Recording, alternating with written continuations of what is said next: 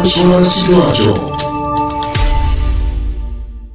Sahabat, di tengah pandemi COVID-19, pembelajaran tatap muka yang pernah disampaikan oleh Nadiem Makarim, Menteri Pendidikan dan Kebudayaan RI pada November 2020 bisa dilakukan pada awal semester genap tahun ajaran 2020-2021, yakni pada Januari 2021 di berbagai daerah ditunda pelaksanaannya, termasuk di Kabupaten Sidoarjo. Ini dikarenakan angka penyebaran pandemi COVID-19 masih cukup tinggi. Seto Mulyadi, Ketua Lembaga Perlindungan Anak Indonesia, pada program Dinamika Jawa Timur, Senin 4 Januari 2021, dengan tema Masih Pandemi, Haruskah Masuk Sekolah Lagi?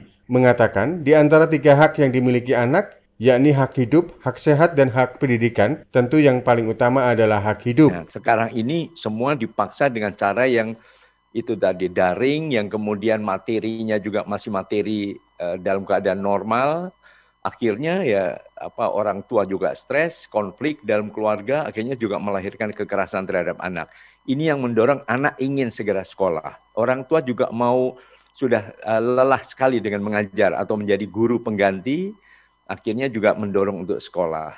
Tetapi mohon izin, dari hak-hak yang paling penting, nomor 1 tentu adalah hak hidup.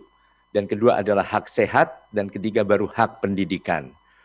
Kalau ke sekolah, tapi kemudian terpapar virus corona, apakah itu tidak melanggar hak hidup? Dan kedua juga hak sehat anak.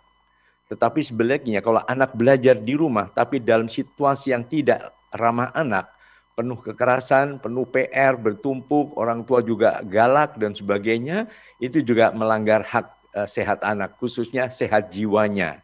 Karena beberapa melaporkan sudah banyak yang dirawat di rumah sakit jiwa. Ya, karena depresi, karena frustrasi dan sebagainya. Jadi yang paling penting adalah sekarang ini peringkatnya saja.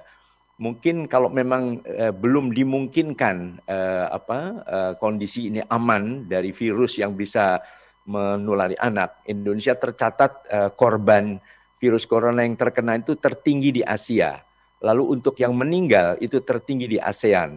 Nah, ini tentu perlu dikhawatirkan. Demi kepentingan terbaik bagi anak, perlindungan anak, sebaiknya anak tetap belajar di rumah, tetapi belajarnya sesuai dengan surat edaran Menteri Pendidikan nomor 4 tahun 2020, yaitu belajar kehidupan atau kecakapan hidup.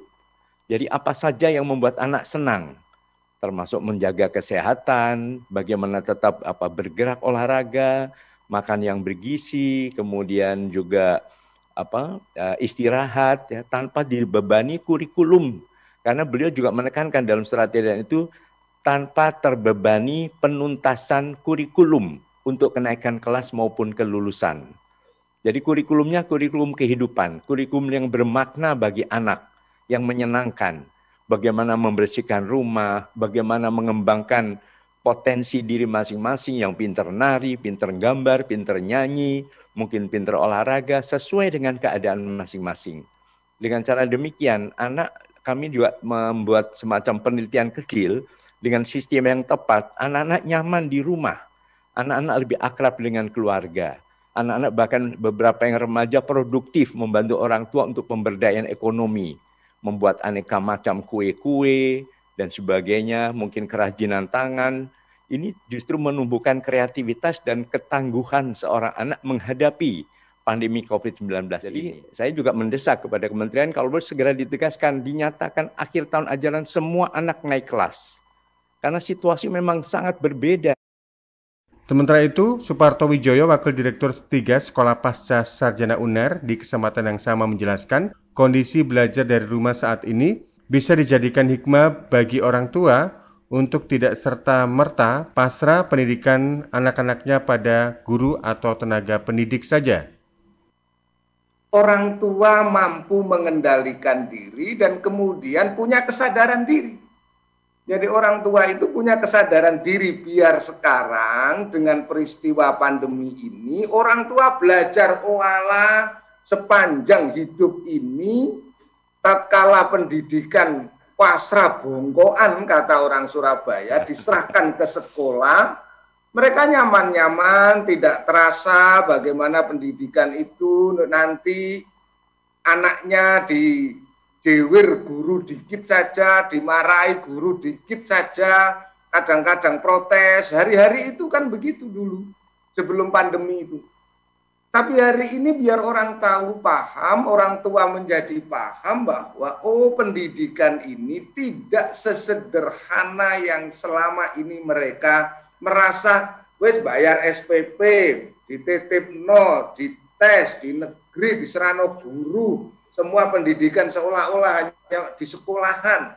Hari ini orang tua sadar, ternyata dengan anak-anak di rumah, bisakah orang tua menjadi pendidik yang baik? Bisakah orang tua bisa menjadi guru yang baik? Bisakah orang tua menjadi guru yang penuh kesabaran, penuh ketekunan, penuh ketelatenan, mengajari anak-anak untuk bersih-bersih rumah, dia bangun tidur bisa membersihkan tempat tidurnya, dia bisa di hari-hari liburnya itu ngisi waktu membersihkan kamar mandinya, belajar menyetrika bajunya, mencuci bajunya. Mereka semua punya pembelajaran. Ini adalah kurikulum kehidupan.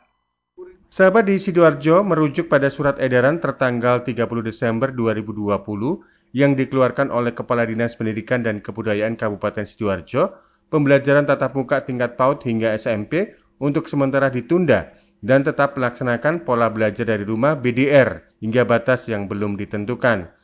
Hal ini dikarenakan angka penyebaran COVID-19 masih relatif tinggi di Kabupaten Sidoarjo. Demikian laporan Panji Harto, Suara Sidoarjo.